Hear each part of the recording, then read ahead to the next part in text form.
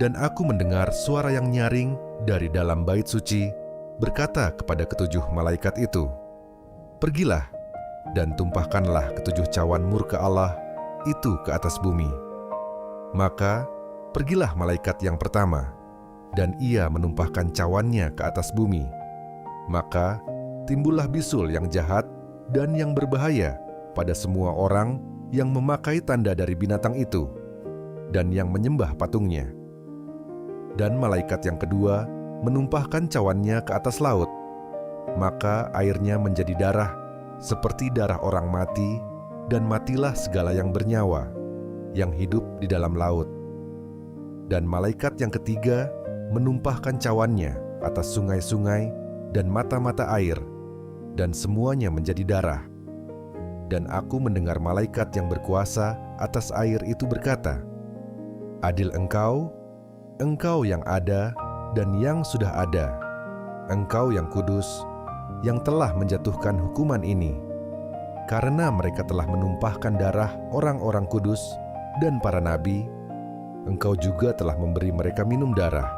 Hal itu wajar bagi mereka."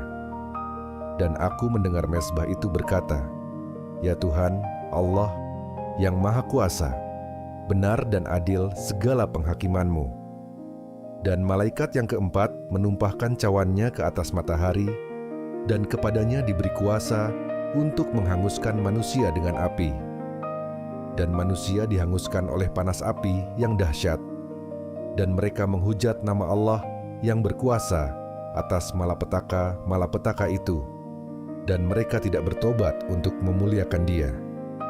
Dan malaikat yang kelima menumpahkan cawannya ke atas takhta binatang itu, dan kerajaannya menjadi gelap, dan mereka menggigit lidah mereka karena kesakitan, dan mereka menghujat Allah yang di sorga karena kesakitan dan karena bisul mereka, tetapi mereka tidak bertobat dari perbuatan-perbuatan mereka.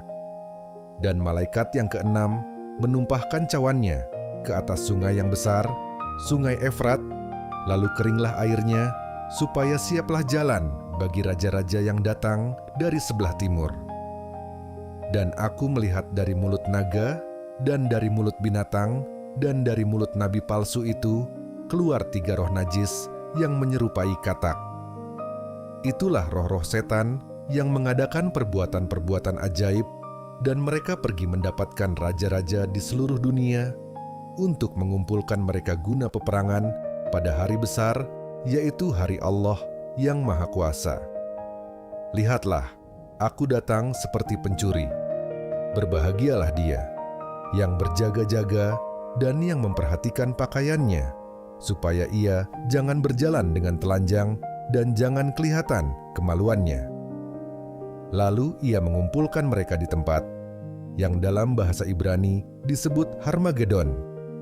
Dan malaikat yang ketujuh menumpahkan cawannya ke angkasa.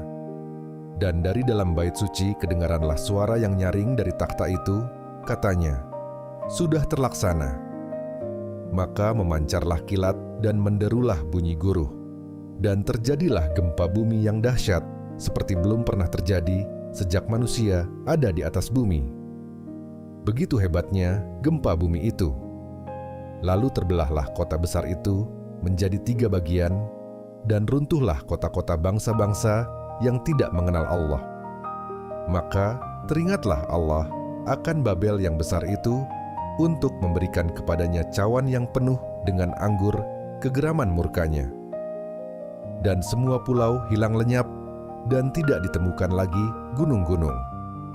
Dan hujan es besar seberat 100 pon jatuh dari langit menimpa manusia, dan manusia menghujat Allah karena malapetaka hujan es itu, sebab malapetaka itu sangat dahsyat.